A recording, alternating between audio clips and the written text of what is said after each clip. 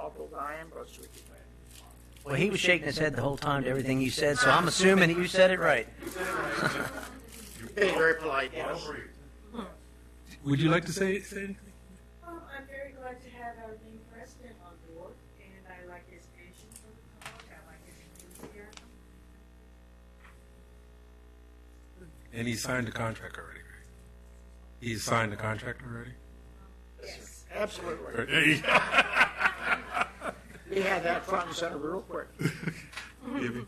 The only thing I'd like to say is a welcome aboard, and Dr. Bounds, thank you very much for filling in the interim and helping with the transition of searching for a new president and coming up with one, and we appreciate your help. Thank you. I would just say come in, be straight, be forward, be direct, honest, and it'll work out well. It would be nice if someone from the college would visit us periodically. That's the first thing on my list. Periodically. It doesn't have to be you. Tim is always really on the road. But we like to hear from you, see what's going on, and everything else. So we're not kept in the dark, so to speak. Keeping us in the dark does not bode well for relationships. Well, I guess I'd like to talk a little bit, just briefly, about the meeting the other night and how disappointing it was, because it was, for me, it was a little disappointing that we walked out of there without a resolution, a closure on your budget.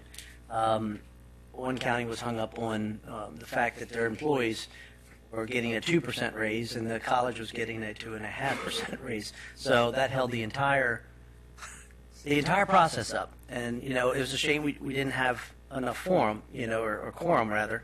But, I would suggest, and I don't know that supportive is what we are, myself anyway, the budget looked fine, very minimal increase. I just didn't understand that, but I wish we could have walked out there so you guys had the confidence and knew it was done. But we're each taking it up as our budget's finalized. And We had a good conversation with Caroline County Commissioners afterwards, so I'm confident, hopeful Okay. we'll be together at the end of the day. All right. Good. Oh, good. Thank you. thank you. Thank you. Have a good day. See you, Tim. Good night. Hey, sir. Spencer, he's not here. He is, right there. There's here. Oh, Yeah, right there. Put these glasses on full time. that's right. Dr. Spencer, Kent County Health Officer. Judge Murphy and them with him, I think. Who's with you? Judge Murphy. It's in the office. And Judge Nunn, too. Hiding back there.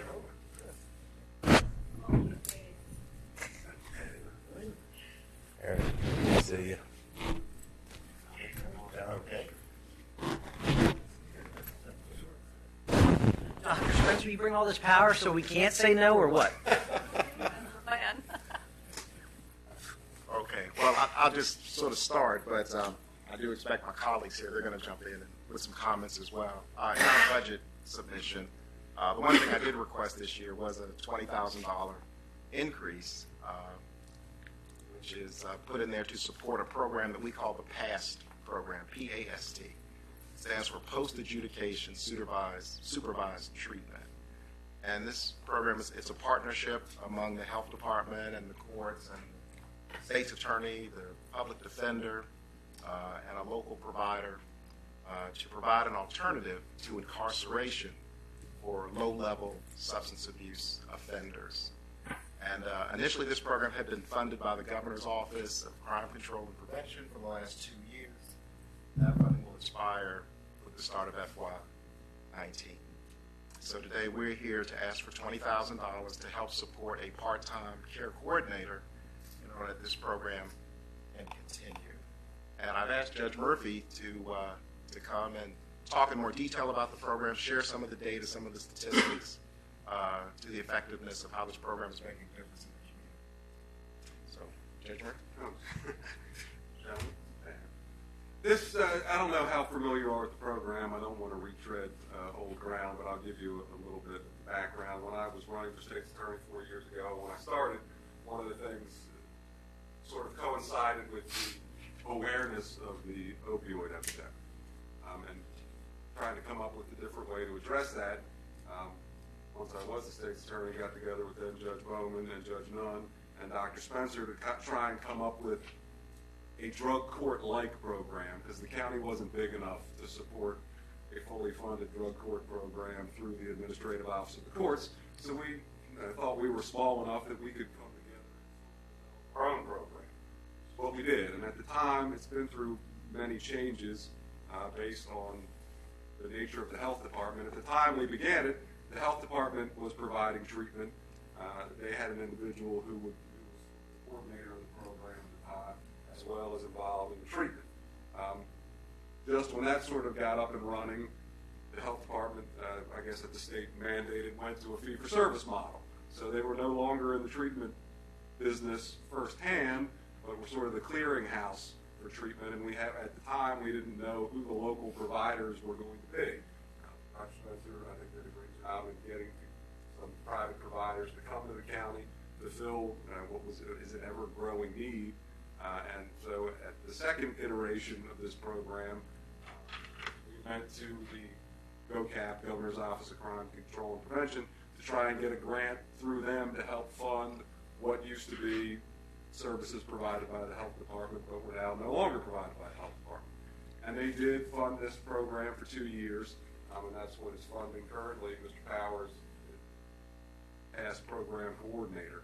And the way the program works, just to give you a little background of the way it works, the state's attorney's office screens cases as they come through to look for candidates who either have no criminal history or have a significant interest in getting treatment. And that's really what we look for, is people who want treatment, and try to provide them with some extra supervision to help get them through the system. Where the pitfalls have been traditionally with the probation supervision model is somebody would be on probation, they test positive with their treatment provider, the treatment provider would send a report to the probation agent. That would take 2 weeks to a month. Probation agent would send a report to the court. That would take 2 weeks or a month. The court would set it in for a hearing. So by the time the positive urinalysis came to court, it was 3 months down the road, and it really was like a cat chasing its tail or a dog chasing its tail, not really getting anywhere. The sort of the design of this program is we've taken out the probation agent. The person comes in, the state's attorney's office, picks the individuals who are going to be involved. They're referred to Mr. Powers to do an assessment to see whether they're appropriate for the program. If they are, they then enter a guilty plea, and sentencing is postponed indefinitely, so that the plea has already been entered. They then go into the program, and all the cases are reviewed at least once a month. And they have to go treatment, they have to report to Mr. Powers. If they don't do those things, they sign a letter with the court indicating that the court can communicate directly with the treatment provider. We have one, it's Tina Carter, who runs the Community Behavioral Health Program, that is located in the same facility, so she and Mr. Powers see each other every day. They will email Judge Nunn and myself and let us know, so-and-so didn't show up for treatment today, and make a recommendation about issuing a warrant for him, setting in for an expedited review more than once a month. So this provides a lot more supervision and a lot more personalized service, for lack of a better term, to these individuals who are involved in treatment. What's its effectiveness been? Well, and I just got the report from the state's attorney's office last night, since 2015 when we began this, 36 individuals have been involved in the program. Of those, 14 have completed the program successfully. And successful completion means a minimum of 1 year. So for a minimum of 1 year, they've been reviewed once a month and are compliant with treatment. And the recommendation from the treatment provider and from Mr. Powers is they're appropriate to be released from the program. If they do that, the state's attorney dismisses the charge, null process dismisses the charge, so they don't have the criminal record. That's the upside for them. And of the 36 cases that have been in there, 14, again, have completed successfully. So almost 40%. And that's just the ones who have graduated. There are still 15 people involved in the program actively, and 7 who have been terminated unsuccessfully. And when they terminate unsuccessfully, the beauty of the program is. We don't go back to the beginning. They've already entered the guilty plea. They go right to sentencing. So we're already halfway in. So if you combine the 39% of successful completions with the 42% who were still participating, it's 81% who were successfully participating or completed the program, which, and I would defer to Dr. Spencer to tell you how well traditional treatment works, but I think the success rate is far below that. Since you gave them that option and the flexibility to go through the treatment, how have you, the judges, treated the sentencing, the punishment? Well, I think that what happens is, well, the ones that are successful, the state will dismiss it. But the ones that aren't successful, you have a much better idea of what the person's needs are and whether they are receptive to treatment. But usually there's a period of incarceration imposed. There is, it's either to the local detention center or to the Division of Correction, depending on the sentence. But under the Justice Reinvestment Act, almost all these people's sentences would be to the local detention center. They're placed on traditional probation if appropriate still, but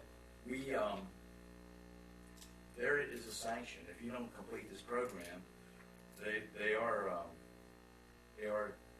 likely to be sentenced to some period of incarceration, because if they can't make it on the outside, they're not going to make it on the inside. And then the other beauty of this is have the warden, and he's trying to do a program in-house, and then you have a captive audience. So then you get two bites out of the apple. If it doesn't work as the outpatient, you can always send them to the detention center and hope that that time will wise them up a little bit, and everybody will be positive. And statistically, that's what you do.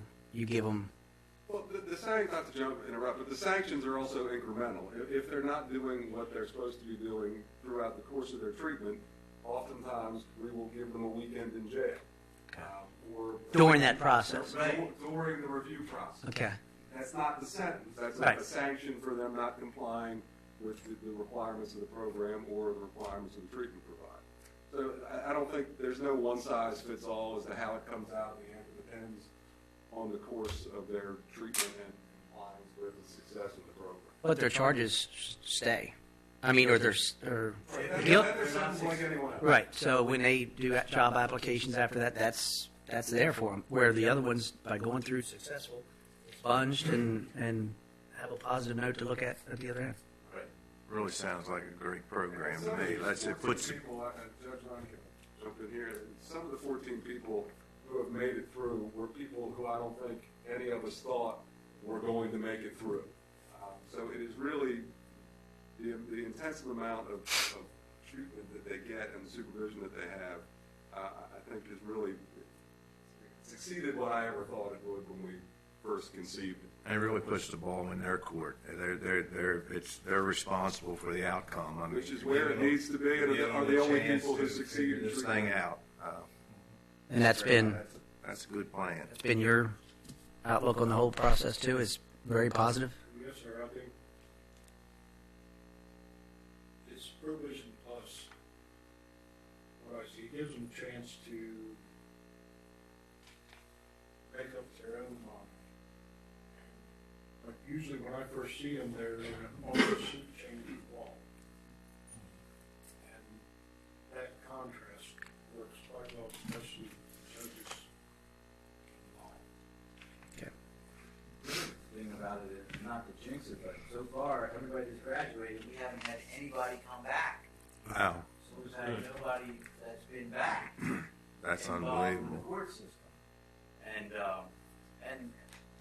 I think, as Judge Murphy said, the beauty of this is it's real-time management, and something can happen right when it happens, and you can correct somebody's behavior. If it means a weekend in jail, they get a weekend in jail. If it means that we need to find them a different treatment program, then we find them a different treatment program. And Mr. Powers is key to kind of keeping all the communication from the treatment providers, the individuals, and dealing with the courts, and doing these assessments so that somebody looks at it and says, yeah, this person's appropriate, this person isn't. This person really doesn't want this treatment. And just not to interrupt, but so what is your background? Are you psychologist? I'm a CAC, a certified addictions Counselor. Okay. Judge, what does the 20,000 go to pay the salaries? He has to pay his salary. No raise, though, I hope, right? Part-time salary, For part-time. Very good. 2 days a week. Okay. Sounds like a good program. Sounds like when you first come in here and started talking about this 2 years ago, I was like on the fence a little bit, but it sounds like it. Honestly, we were shooting, man, with Mr. Dove, who's helped with the conception, is we were shooting for a 30 we would have thought would have been, exceeded our expectations based on what the traditional treatment success rate is, and without trying to jinx it, I think it's largely attributable to the people involved, Right. and the individuals who are serious about doing it. It's way above that. Good for you. Good. Well, thank you. We will look at your budget request. Okay. All right, thank you, gentlemen. Thank you Okay, very much. thank you. Thank you for coming in. Good program. See you, gentlemen. Thank you. See you too, Judge Murphy. Oh, yeah. That's why I got glasses so I can read. Ms. Harlan, the Executive Director of Kent Center, and a couple of you.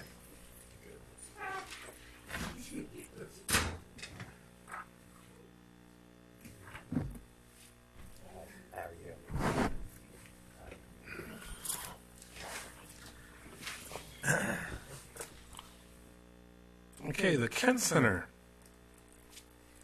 My name's Rebecca Hawk. I work at the Kent Center in development and community outreach. So I'm pleased to be here joining Corrine, our executive director.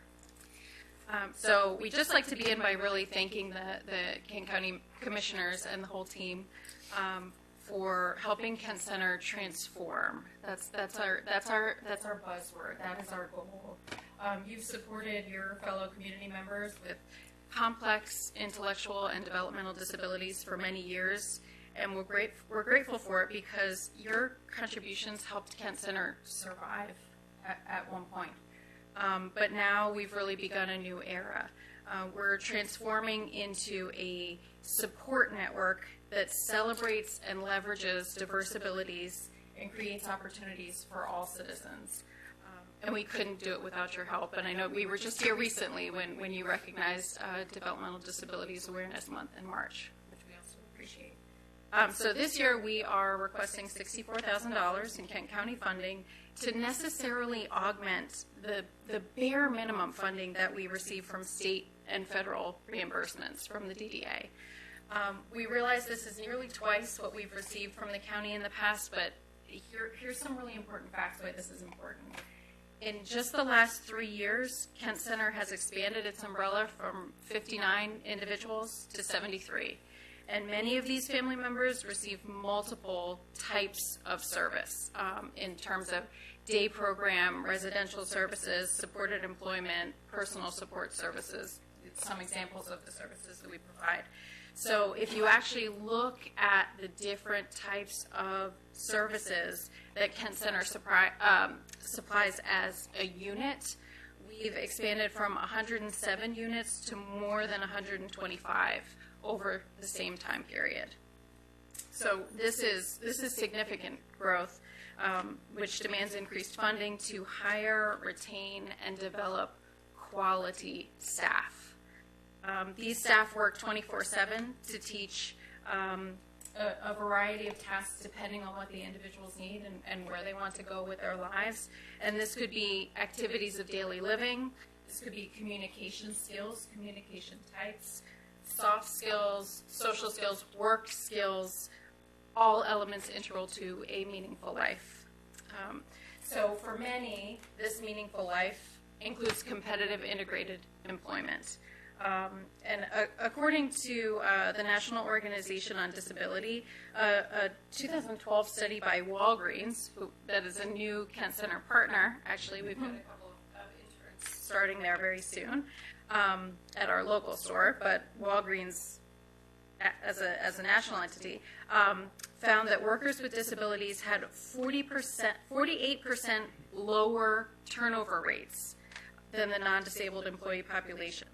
And just today, I received an email from the monthly update email from National Trends in Disability Employment that said from March of last year to March of this year, they recorded a 7.7% increase in labor force population of working age people with disabilities. So this is an untapped and sometimes at times undervalued workforce that we intend to develop for the benefit of the Kent County economy. And I was really excited to hear you talk with Chesapeake College about their workforce development plans. We want to be a part of that. And I think we can be a really integral part of it, and just take it in a whole new direction. So along with that staff support, your additional funding will help underwrite a persistent need for affordable, reliable, and accessible transportation. We're grateful for the buses that you helped us acquire just last year, but now we need to get them on the road everywhere, all the time.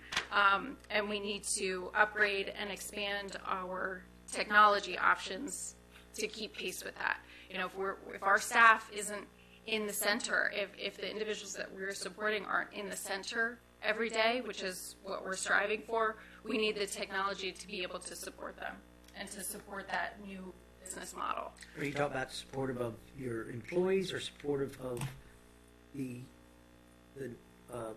citizens receiving services? Both. I think with our transportation specifically, it's with our staff. We need to be able to keep in touch with our staff.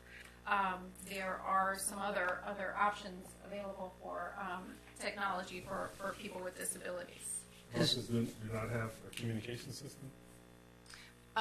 No, if we're talking about if somebody with a disability needs to go to work, we're not talking about necessarily having a group of people going on the bus. I need to go this direction, you need to go that direction, and my friend needs to go this direction. We need to be able to keep in touch. And I don't know how my colleagues feel about this.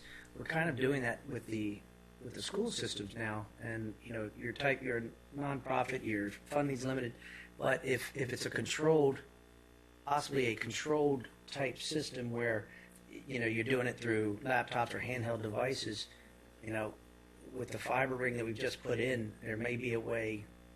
This is just me; it's not my colleagues speaking. There may be a way to make that work where it's a controlled network where you can't do things like you can do, but you can at least have all that informational stuff to be able to contact, and it can be directly connected to whatever device you have, but it would strictly be for that purpose. So it might be a conversation we have with our local IT, because it's not, we're going to do it with all the kids to be able to use a computer or a network device, but it seems like if you're struggling that much at your level, and these are our most vulnerable citizens, that I don't see why that couldn't be a possibility of that working as well. Mm-hmm. I think that's a great idea. Right, yes. Mm-hmm. I can contact Scott, talk to Scott about that. If and then he'd have to bring it to us to see if it's plausible to do, but it'd be a great tool to use. That's great. I just say that you provide a tremendous service for Kent County, and it does not go unnoticed. We appreciate what you do, and anybody that hasn't been out there should go out there and take a look at what goes on. Anytime. Everybody's welcome. Mm-hmm. Thank you. Thank you. Thank you very So much. we really appreciate your time and your support. Sure. Thank you. Thank you. Okay. We're good. I think we're good. And you basically, just so the community knows, you're asking for flat funding of last year, because you got the $64,000 last year, correct? You did not? Oh, they only got 34. Because I thought I read 55 last FY18. year. How much? 55. 55 last year. So we received just under $35,000 last year. There's a portion of the $55,000 that goes to the health department for the adult medical daycare, which is not Kent Center. Okay, so the budget where we see Kent County funding where it says 64,000 FY18. Looking at 17 was 34,000. And that's what they got asking for.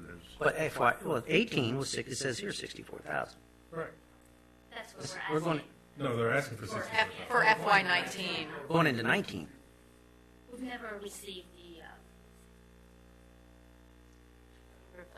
I, Might be a typo. I think, yeah, because it goes from 1634,868, 1734,868, FY18 budget 64,000. That's a typo. So from 14 to 17, we received the 34,868. Okay, because it says requested budget for this year 64, but that, to me, the. And then form- what was 18? but it's not, it's a budget, if you look at FY18, it's still a budgeted amount. We did request. Didn't get it, well, okay. Ah, got it. Still a budgeted amount. Okay, Okay. thank you. We will be in touch. Thank you. That's a very, promise. it's not something wrong with that, because it clearly looks like that they. So, I mean, it clearly looks like that they received the 64,000. Gary Gunther, Executive Director of the Upper Shore Aging, with support.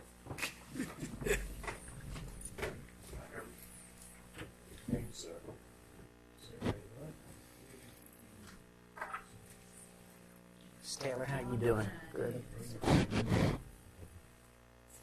How you keeping all the hugs?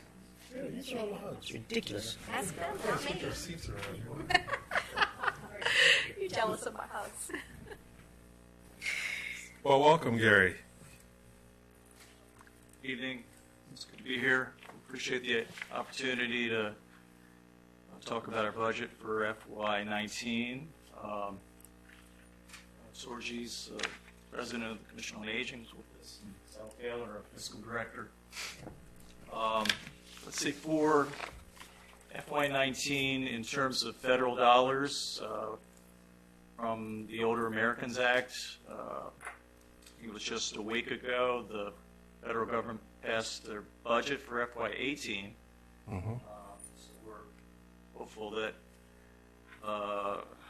pretty much flat funding for Older Americans Act services that include senior centers, Meals on Wheels, information and assistance programs. All of those are pretty level funded. In terms of state funding, the governor's budget included $2.5 million additional funding for the Department of Aging. It targeted programs that include senior care. Senior care provides services for people over the age of 65. They provide case management, provides gap filling services, which include medical supplies, emergency response systems, shore services, homemaker services. They're all included in senior care. The problem typically with state funds or Kent County would be that we're typically minimally funded. So there's a base funding of $100,000 for senior care programs currently in FY18. I would hope that the Secretary of the Department of Aging would look at maybe increasing that base. It hasn't been increased in the last 6 years, so it might be an opportunity to talk to the Secretary about at least increasing that base a little bit. Did the department get, how did it fare this year's budget? Well, it did get $2.5 million additional. But again, the funding formulas that are used don't always favor a smaller county. We were very familiar with formulas. We never seem to be on the winning side of formulas. Even though Kent County's elderly population is about 32%, it's sheer numbers that win the game in terms of state funding. When you have millions of people versus 20,000, Right. it's a bad statistical average. We did ask for additional money this year. During this fiscal year, we will go out for bid on meal services. We project maybe a 6 or 7% increase in cost for meals. Currently, we serve between 12 and 13,000 home-delivered meals each year. Right now, we're serving about 45 people each day. Most of the folks that are receiving home-delivered meals say that that's one of the key components to keep them in their home, or in their home or in their apartment. And we did make a capital request for additional equipment for the senior center as well in this year's budget. The meals, when an individual gets in the program, like if they're diabetic, do you guys accommodate?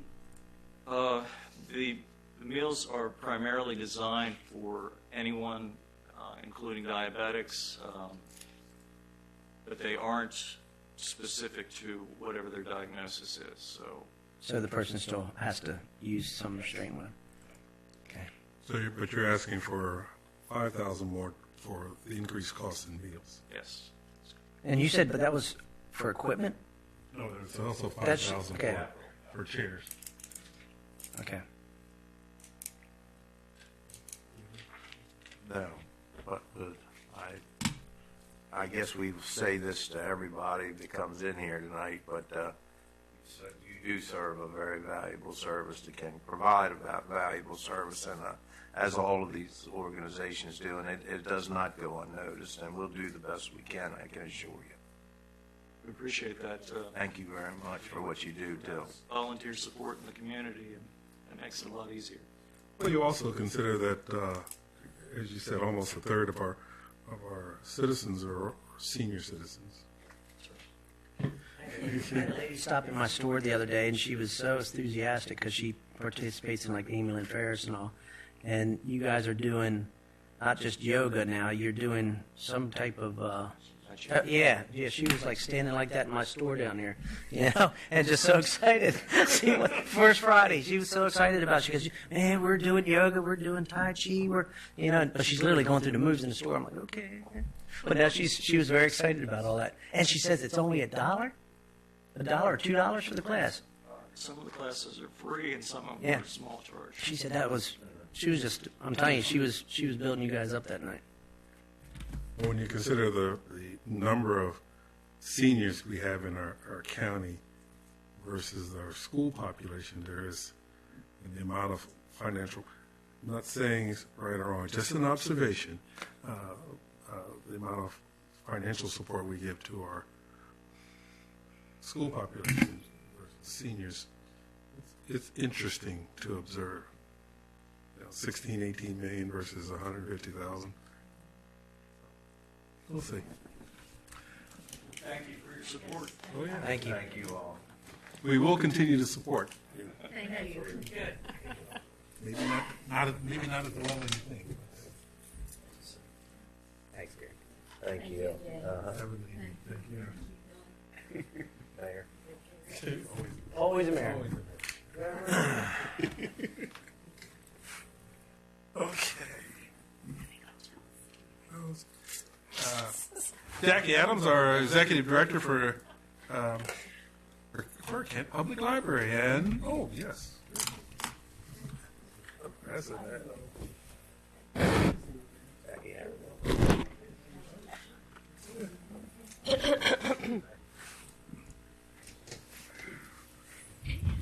Good evening. I'm Jackie Adams, Executive Director of the Kent County Public Library, and this is Joe Harding, who is the President of our Board of Trustees. And we too want to thank you for your support for our library, because it's really a thriving place, and we do work diligently to establish and maintain a realistic operating budget and offer services at all 3 locations. And I believe our FY19 budget reflects some advances in reaching this goal. But before we take a look at that, we just have a couple of minutes to take a look at our annual report for FY17, because I think it's really impressive. And just shows what your funding has done for us and your support. I won't read the whole thing because you have this beautiful, was in-house design and printed by the Eastern Shore Regional Library for us. I think important numbers are total library visits in FY17 were 109,921. people came through the door. We had 8,763 people attending programs. On our computers, we had over 17,000 computer sessions and almost 45,000 Wi-Fi sessions in the library. The library offers free access to computers for everyone in the community of all ages. And again this year, our circulation soared. Our total items circulated were 120,627. And there's some descriptions of some of our programs, but I think what's also interesting on the back of the program, it shows you the local community organizations that we partner with. Then there's a couple of comments from our patrons, and attendance at community events held at the library by other organizations was 7,311. So we are doing a great business at the library. And so there's some good news this year in our revenues. Our state funding has increased by about 7.5%, thanks to the wonderful Maryland library system, who works very hard with the legislature. The Friends of the Library, again, this year will give us $15,000, and the board will have $15,000 from our benefits reserved as part of our revenues. So you received all this information, so I'm not going to read it all to you. I'd just like to give you a couple of highlights. And a little change this year, because one of the changes is for new materials, which is funding for books, AV, and periodicals.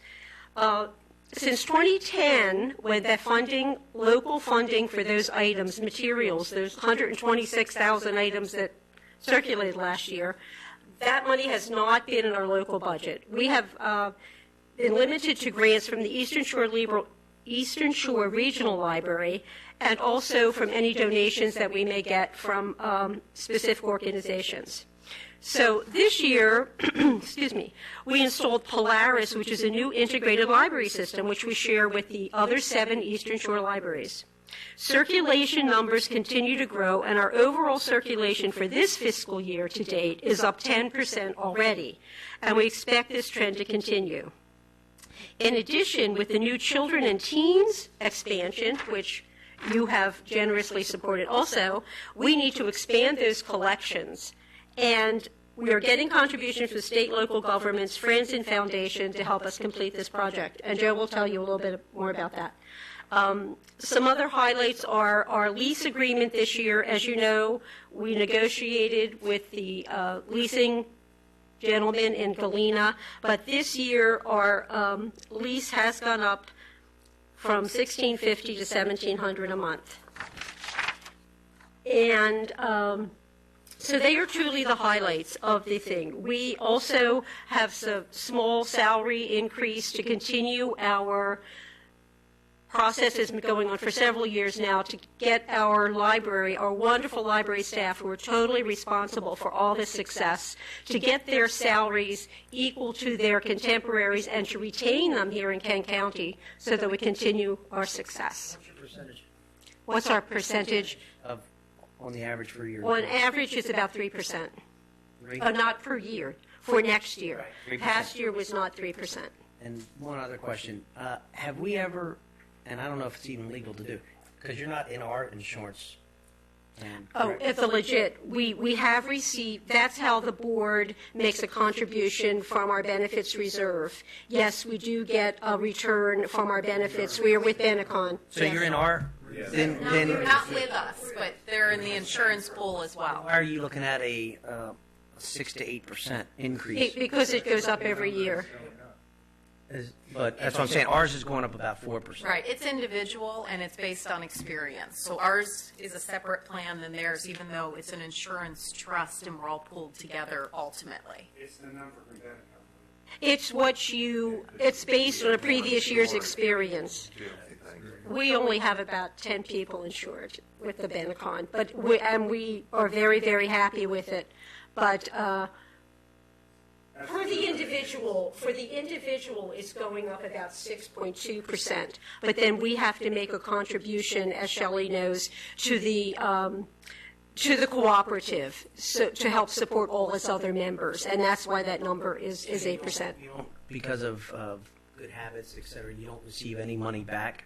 Yes, they do as well. Is that already reflective in your budget as your request?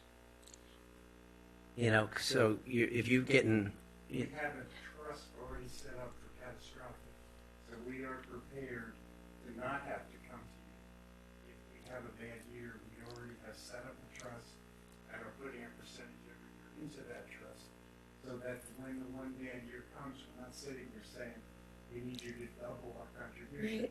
We will have that money. But we do the board does make a $15,000 contribution from that return directly into the revenues, yes. Any question? Okay, well, I just have two quick stories I'd like to tell you.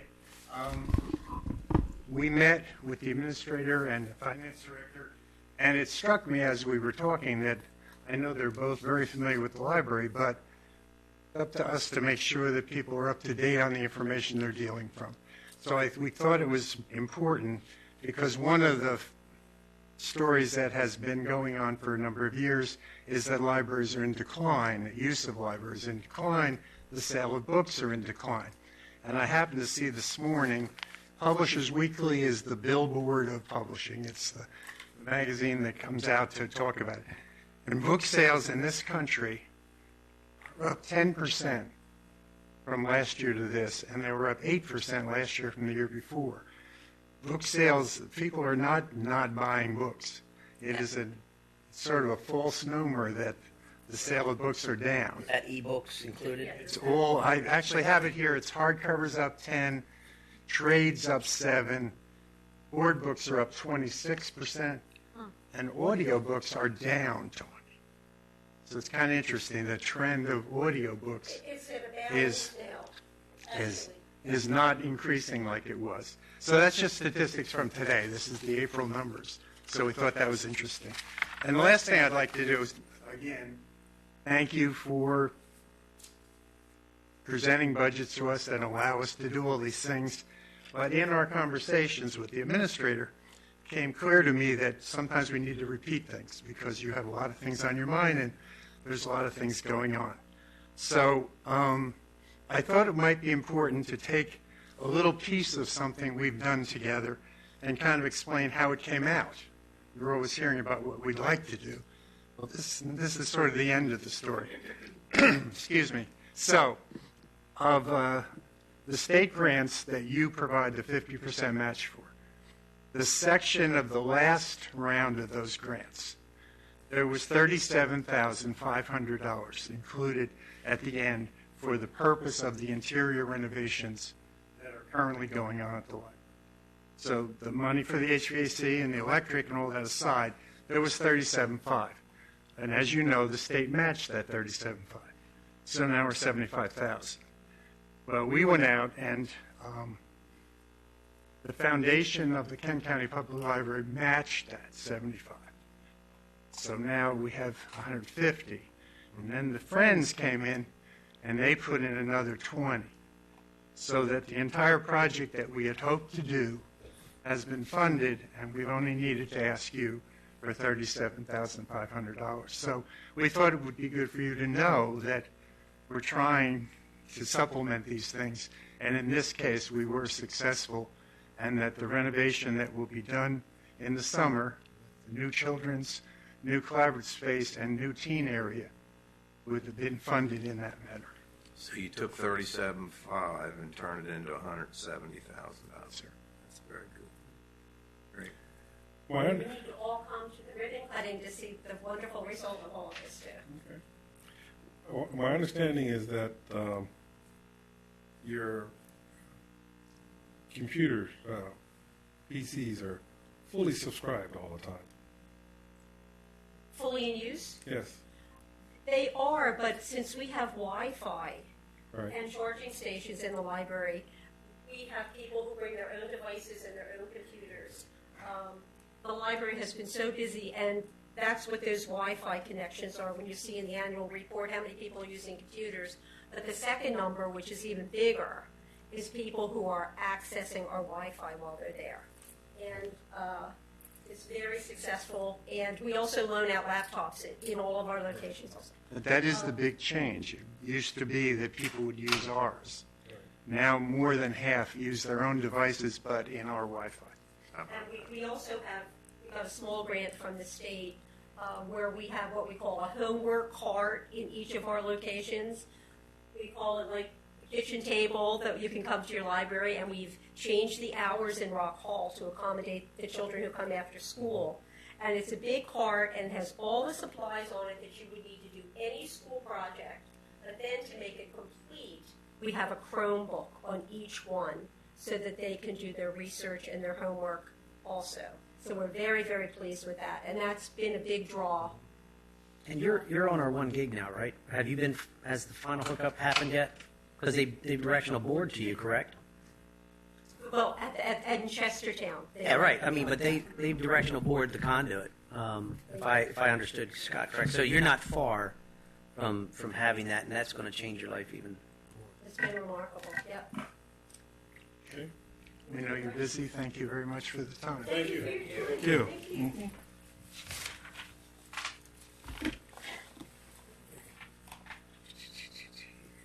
Karen Miller, District Manager, Kent Soil and Water Conservation District.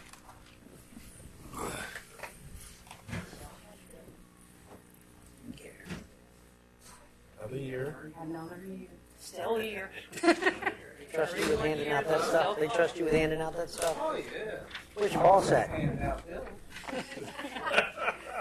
See, I don't know about that. Yours is the same, right? I just gave them a job tonight. See, now they feel they're fulfilled. That's right. There's a reason they came with me. And before you start, I got one. How much space is in that building you guys have? And I guess I think we talked about this, Shelley. We did like 5,500 square feet between our 3 agencies that are together, plus FSA is attached with us. We're all in one lease. and all that's 55, or FSA is different? Around 5,500, 5,800, something like that. Okay. Yeah, I know. I've been reading all those things. Doesn't look promising. Where's Mr. Westcott at tonight? He's home. Still doing okay, though. He's still hanging in there. Okay. And actually, He hasn't missed many years coming in here. and actually, We've missed seeing him. And actually, don't put this in the paper, we're going to be having our cooperators dinner in August this year, and we will be celebrating 50 years with him that he doesn't know about. That's good. So it actually is in Off record. May. It finishes 49, so he's in his 50s, so we're going to go ahead and honor him. So you guys will He's get your... probably watching us on live streaming. Yeah, I doubt it. But I'll you'll get there. You'll get your invitation, and I'll send a request to Shelley for An RSVP. for a paper if you want to give him a certificate. Thank you. I couldn't think of the word. The certificate. So we are going to go ahead and do his 50 years. So since we're doing a nice summer picnic type thing. Good. Telling we missed seeing him tonight. I will. He still comes to every meeting. Bless his heart. He'll be 95 in September. So, Last person to hire me on the board. We're both hanging in there. So, anyway, tonight we're here because we just want to thank you once again for all your support. You guys have been very supportive of the district over the years, and our operating budget is not changing. We still have our lease on there, our rent. If you look at the budget, you'll see that there's really been no rent paid because the federal government still hasn't gotten straight with having an MOU for us to be able to pay them. So I haven't gotten official word that they're not going to ask for back rent. So because I don't know if they're going to ask for back rent or they're not going to ask for back rent, I still need the rent because I don't know whether it's going to happen or not. It's been 2 years that they have not had an MOU that the federal government's paying the rent for the state employees and for the district employees, but we don't know what's going to happen. So until they actually come to me and say, okay, here's an MOU, and we're not going to ask for it back, they could back bill us. So I don't know. The landlord is getting paid. Oh, the landlord's getting paid because NRCS, the federal entity of our office, is responsible because they're the leaseholders. So they are responsible for paying the rent, whether we pay them or not. They still have to pay it. So you've just been escrowing that for the last couple of years? It's just been in the account for the last couple of years, waiting to see what they're going to do. That'd be in a great party, wouldn't it? Or return. Or return. Or a return. So, but anyway, so I just want to let you know that our operating budget did not go up. Obviously, rent did not go up. So we did ask for an increase for our staffing, which is the only increase we had. We did have some increase with our insurance. Obviously, everybody has. So that's been on there. But also the paperwork I passed out to you, I just want to kind of show you what everybody is paying. The amount that the county paid, your local money, is actually down a little because we did not include the $7,000 rent because you didn't pay it. It's just, but anyway, so you can see everywhere the federal government is paying 55% of the total cost of our office, and this is just for operating and rents. They also have vehicles. The state has vehicles. We don't have any county vehicles that you guys pay for, and the district doesn't own any vehicles. So we are using either state or federal vehicles to do the job, or we pay people mileage if they have to take their own vehicle. So for this year, you guys, local government, you paid 9.9% last year of the total budget for our office. State paid 15.7. We pay the district ourselves with money that we've earned through different grants that I put in for. We paid 14.4% of the budget, and we have some grant people, and they give us a little bit of operating expense to have them, and they were just 4.3. So, but this year, the cost sharing that our farmers received from state has gone up. So they received $3,660,629 in state cost sharing, and that's for capital programs, putting in conservation work. Some of that might be for manure transport, manure structures, everything, for farming. And federal government programs, they actually received $456,220. So putting that all together, Kent County farmers last year received $4,116,849 in cost sharing. So for every dollar that you gave us to operate on, $21.27 was returned to the county to be spent here by our farmers at the grocery store, at getting construction work done, more work done, and helping our community. So thank you for your support. As I say every year, I don't know how many other people come in here and tell you that money comes back for money that you spend. But we do appreciate it. We've been pretty busy. Max hasn't. It's been hard because they've had a shortage of money. And but we keep sending applications in, and so when they're sitting up there and money comes available, our people are getting approved. And so I keep telling the staff, don't stop, just send it in, and it's working because we actually had an increase last year, even though they had a decrease in funding. So Return on our investment. Yeah. What's your salary increase percentage? Well, I put in for 5%. I know you're not going to give it, but I do that, and I tell them this every year. I didn't see it on this piece of paper. Well, I didn't do that. I do that because one year I only put in for 2% because I heard through the grapevine everybody was getting 2%. So I said, okay, well, might as well just put in 2%. And then everybody got 3%. But us, because I was told, well, that's all you asked for. So it's easier. Work the other way. That's right. So it's easier for me to put in for higher, and then Pat calls me and says, I need you to lower that to 3%. No problem. I can have it to you in 5 minutes, and I just send it over to her, and that way we don't get cut short. Send it on back. That's what I tell them every year. Look, I put in for 5%. We're not going to get it, but it's easier just to go ahead and then I'll send in whatever. So if you guys decide everybody's getting 4%, then we only have to drop it. I don't know. Are you going to be able to hang in there with Tommy like you have Mr. Westcott for 50 years? No. I don't know if Tommy would make 50 years. Yeah.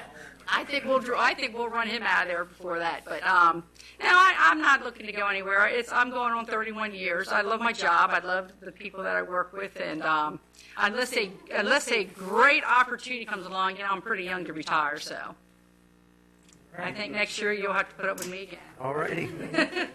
Well, thank you very much. Appreciate it. Welcome, and thank you for your support. Guys. See you, Tom. See you, Mr. Miller. Let's see. And Mrs. Miller. Paul Rickard, University of Maryland Extension Area Director for all the northern counties. Head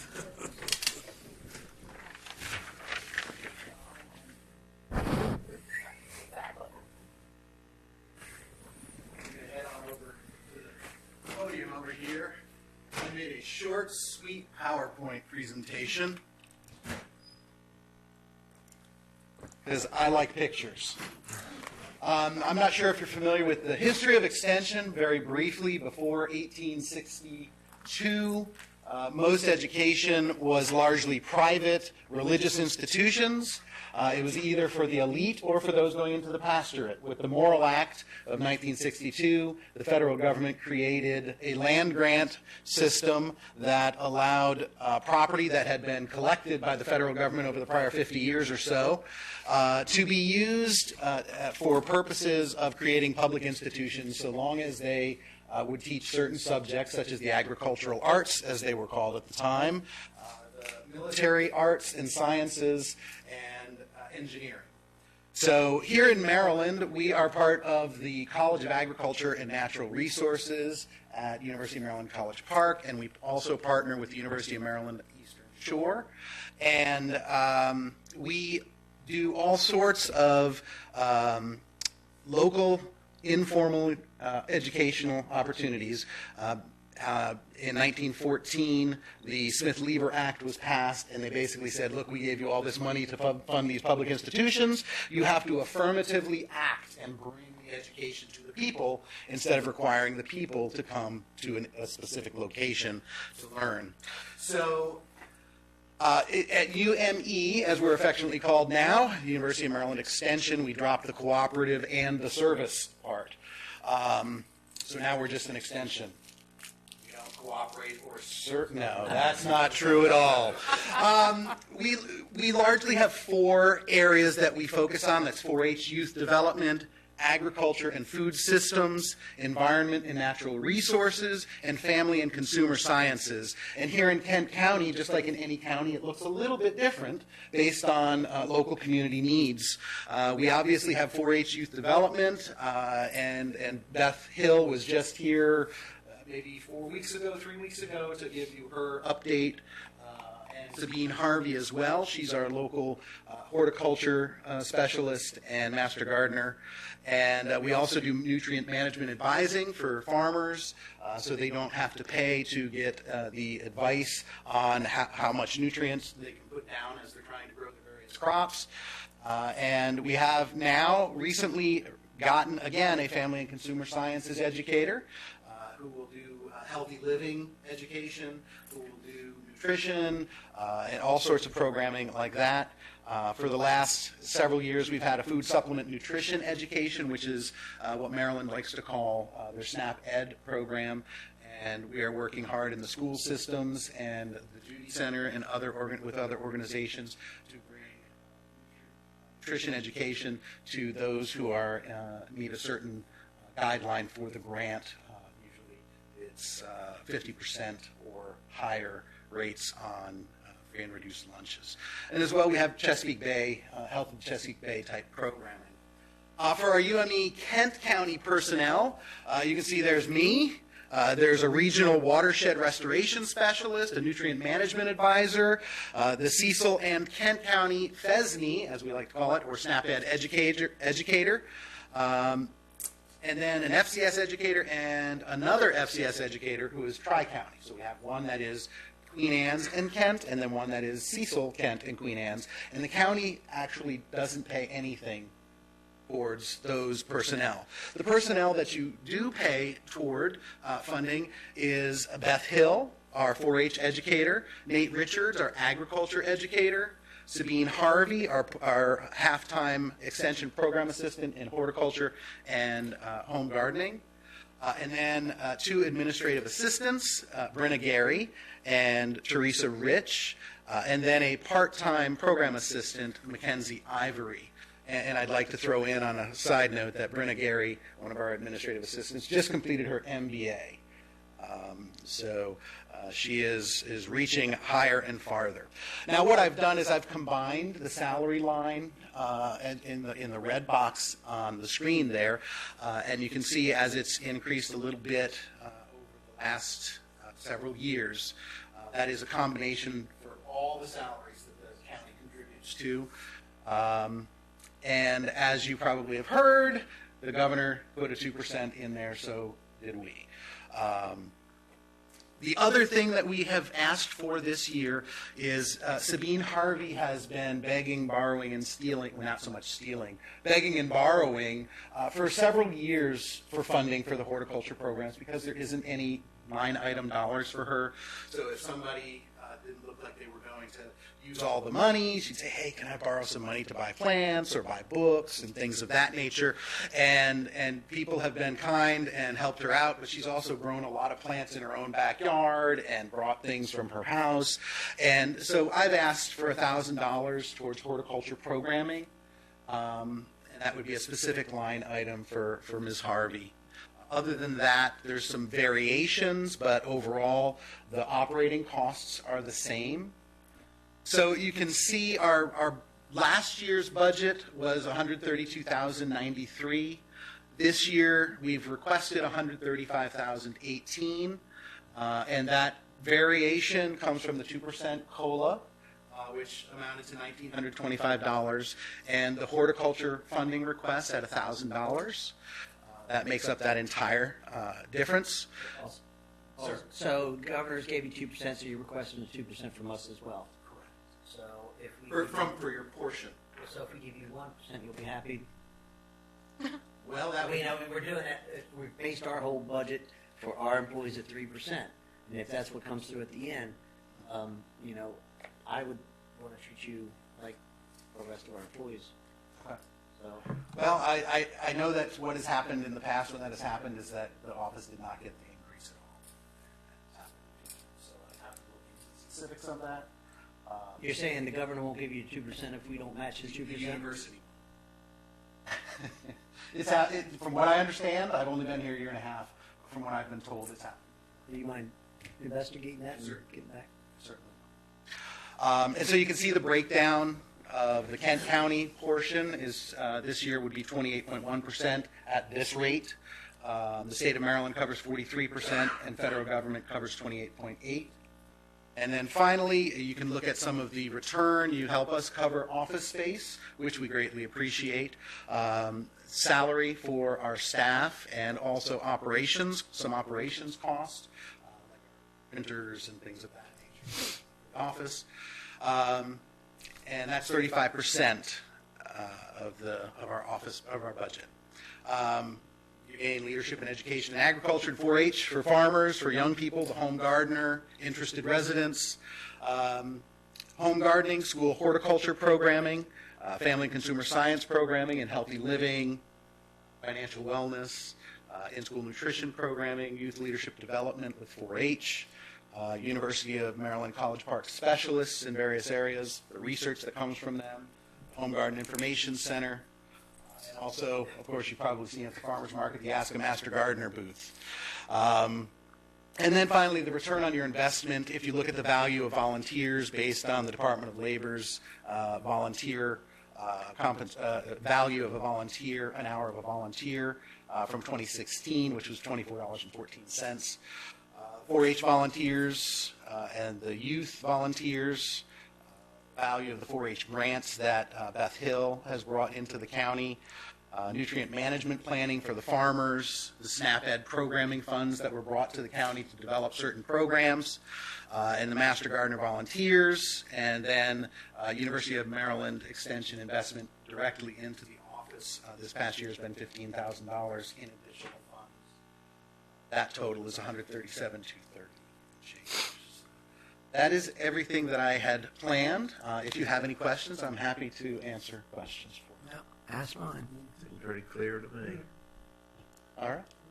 And I will look into that for you, Commissioner. Thank you. Thank you. Thank you, Paul. Appreciate it. Thank you.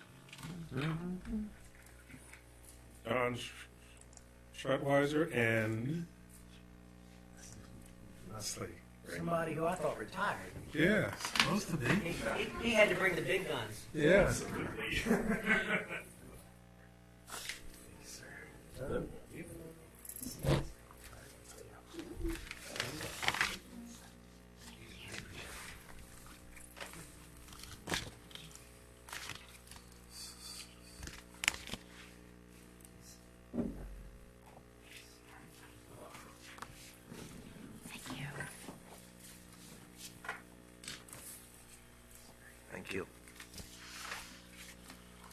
So good evening. I'm John Stratweiser. I'm the new director of the Kent County Arts Council, taking over. And I'm happy to have with me the former director and the new director emeritus, Leslie Raymond. When are you going to get rid of your training wheel? Yeah, I'm not. Never. I'm not doing this without her. You know that. We want to start by saying thank you for your great support of the arts in Kent County over the years. We are, as you can see from our little brochure, it's just an informational brochure at this point, but it's relatively new. And as I came on board full time as of January 1st. I've been working with Leslie through the summer and the fall, but full time as of January 1st.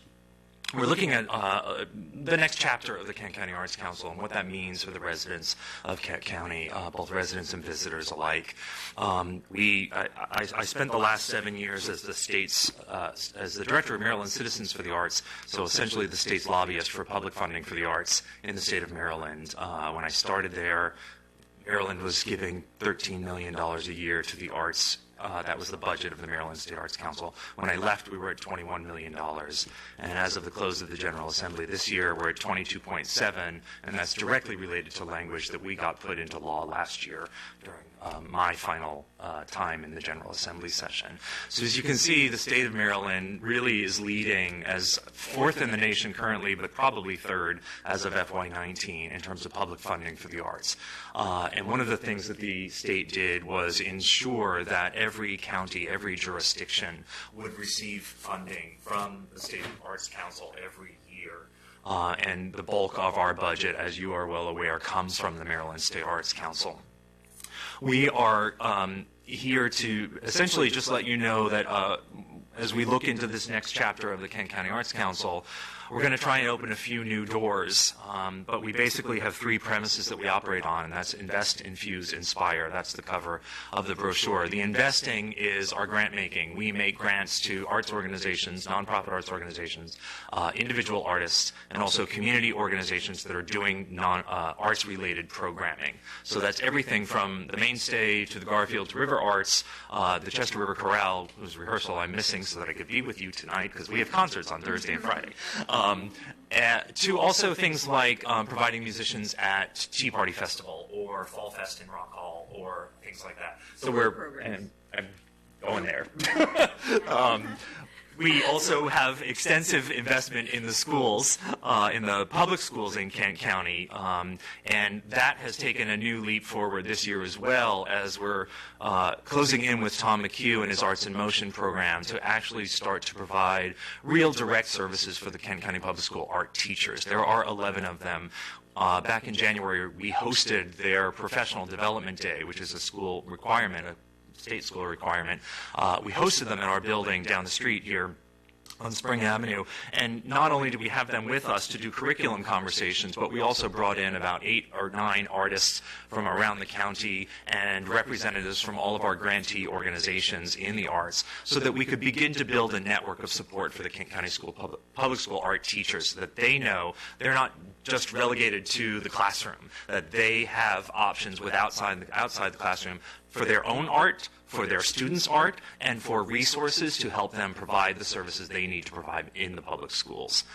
We're currently funding a couple of projects in the public schools, including the creation of a new stage in the Black Box at the high school for Keith Wharton and the band, as well as the new mural that's going to be going up on the wall of the high school with Stephanie Spencer.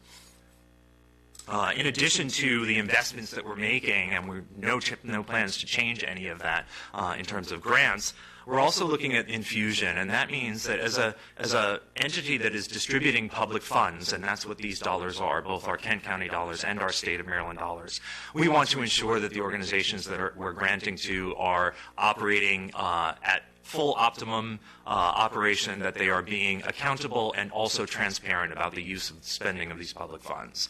And so we're going to be instituting new programs that help the directors and the boards of those organizations to understand what it means to get a grant from a public entity that is the use of public dollars and what the expectation is to serve the residents and the visitors of Kent County because of that direct spending that we are doing with them. The third part is relatively new, and I think probably the most exciting thing, because I think we have an opportunity as a County Arts Council to really inspire, not just to inspire our artists, but to inspire our community to engage in conversation through art. And I want to just give you two quick examples. Since I've been on board, we've done 2 exhibits in our gallery space. The first was in November. It was called Warfront Homefront, and it was an exhibition of artwork created by veterans and active duty service members who were in recovery at Walter Reed Medical Center.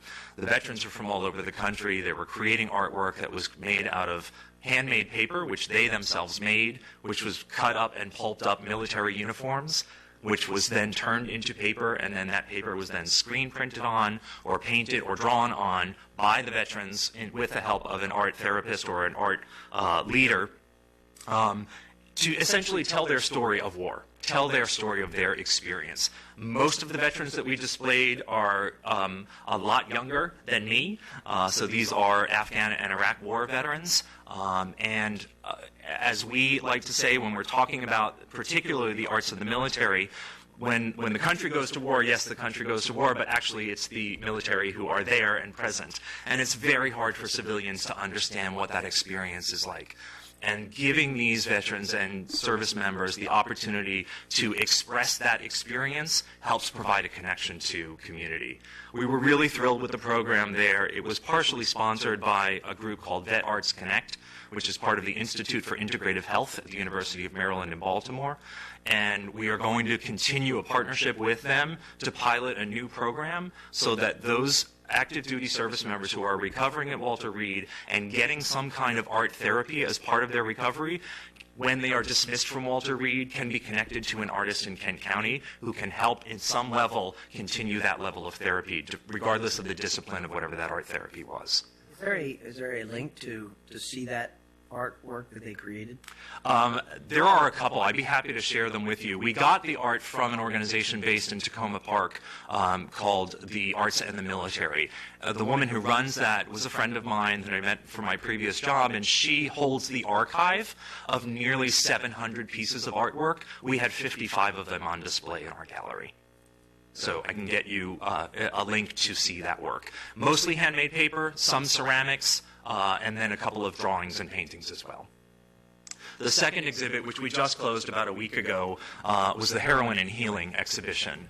We did an art exhibition partnering with a Baltimore-based artist, Peter Brune, who created an organization called the New Day Campaign, which was created to use art to help erase the stigma of opioid addiction, the stigma of mental health, and to begin the healing process.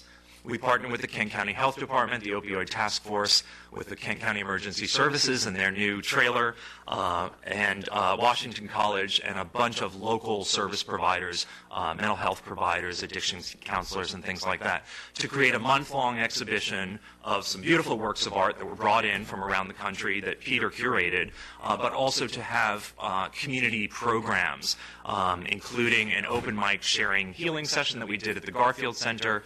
We did 2 programs, including a documentary film at Washington College, and then a couple of artist talks and gallery talks in our gallery space. Opening the door to a broader conversation, as the folks from the Opioid Task Force told us, when they go around the county and they go into the fire halls and stuff and want to do outreach, they get 2 or 3 people at each meeting, because certainly there are a lot of residents in this county who will say, yes, that's great that you're doing that, but that's not me. So we hoped that through using art as a way to bring people into this conversation, we'd engage more people in that conversation, and I think we did that. We had a really successful run of the exhibit. We were open 5 days every week for about 6 hours every day, and had a pretty constant flow of people coming through. People like Judge Murphy and Judge Nunn were part of the original planning process. Really happy to have them as part of that process, as they are experimenting with pretty progressive options in terms of the treatment of folks with addiction as they enter the courts. So we are asking for an increase, and percentage-wise, it's a large one. but our grants have been in the $8,000 range for a couple of years. By going to $12,500, we're basically looking for a little bit of extra support from the county to help us continue to create these new programs that are using art not as an end product, just a gallery show or just a performance, but really as a tool or a pathway toward a broader conversation that helps bring the community together. The more funding that we're able to bring on, whether it's public or private funding, the more opportunities we'll have to take programs like this throughout the rest of the county and not just serve downtown Chestertown, but also be in Rock Hall and be in Galena, be in Betterton, be in Millington and Wharton, and make sure that we are using some of the spaces that are available to us. I've entered into a new partnership with the Kent County Museums. We've got some really wonderful spaces way out in Mid-County and North County that are not being used to the fullest of their ability. What a great opportunity to go and populate those museums with some art programs too and help bring our residents there rather than just the traditional venues that we go to. I would just like to say I'm grateful that John has come on board, and as you all know, and been so attentive and helpful over the decades. And now we are just stepping way into way bigger and more important things, and it's very exciting. Welcome home, John. Thank you very much. Great. Thank you. Thank you. Thank you. Okay.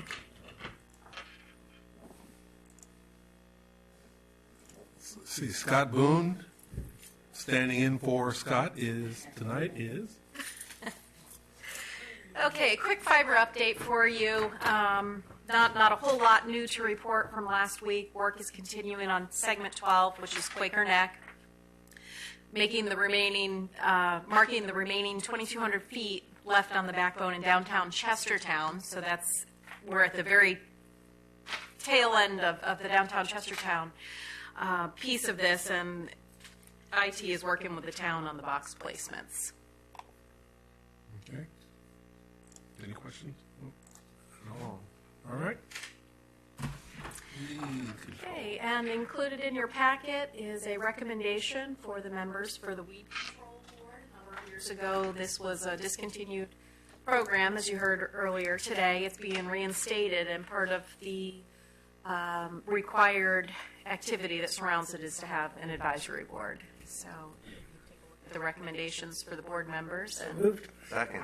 Probably move in second that the recommended individuals be appointed to the Kent County Weed Control Board.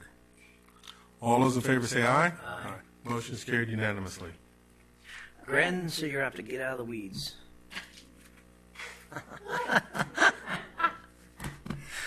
I have 3 report out items. The first is there was a discussion point last week with the Kent County Board of Education discussing facility usage, so a letter was sent in response to some of the points. Since the packet closed, there was another letter that was received by the school board, and that they'll be in next week, so that can further be elaborated if desired next week. Second, we had a... Can't let this go. It was implied the last meeting that when the school system uses the community center, the county does charge them. That was not accurate. Is the right way to say that? That was not accurate. And I think we will give more to the school system through the use of the community center gratis than they let on. So we are good stewards and we are good supporters of our schools. That's enough said. Hear more next week. Okay, 2 other items. One is a letter of support was sent. The county was asked to send a letter in support of or on behalf of the Eastern Shore Heritage Incorporated to the Maryland Heritage Areas Authority, and the money, if received, goes towards the protection, preservation, and promotion of cultural and historic heritage unique to the stories of the Chesapeake Heritage area. So moved. Second. Properly moved and second to execute the letter of support for stories of the Chesapeake Heritage area. All those in favor say aye. Aye. Motion's carried unanimously. And finally, there was an event you had approved a special Class C per diem license and a raffle permit for a Kent School fundraiser, and due to weather forecasts, it may not have come true, but the forecasts were pretty rough for last Saturday. They've moved all the events to the 14th. Okay. Good. The only thing I wanted to, Ms. Janet, you had asked me, I don't know whether you talked to the other commissioners about having, getting a legal ruling on a law, an interpretation of, that's in the process. We're all in support. From the Attorney General's office. I didn't know, I knew you had talked to me, I didn't know if you might have said anything with my colleagues, but that's moving forward, and we're waiting for a response. So it's already gone? It is.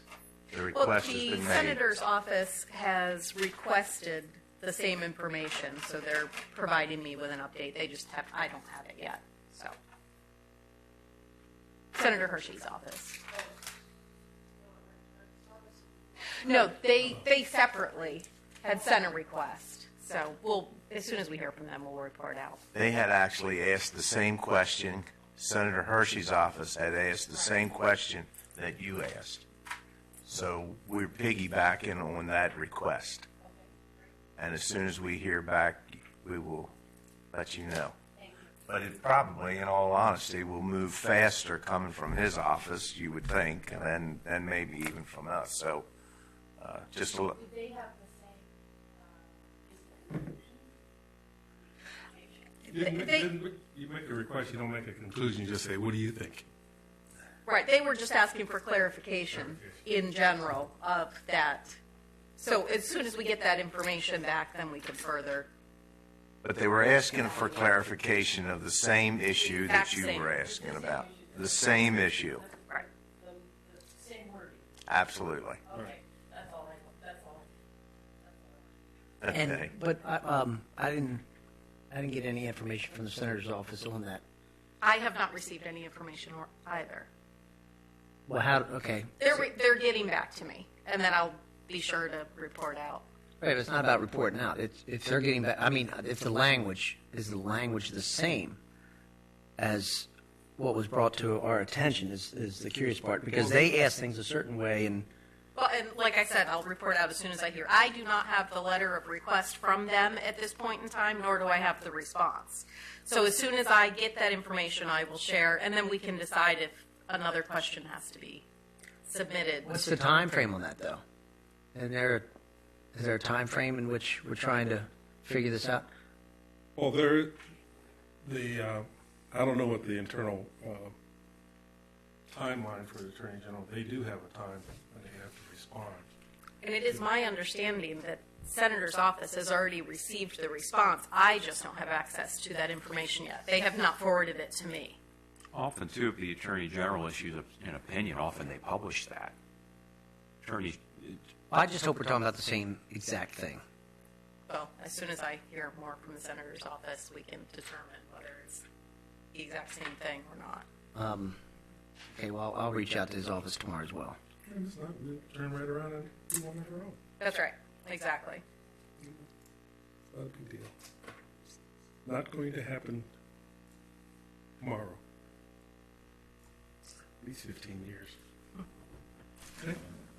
Anything else you have? Good. Bob, you got anything? Come on, Bob.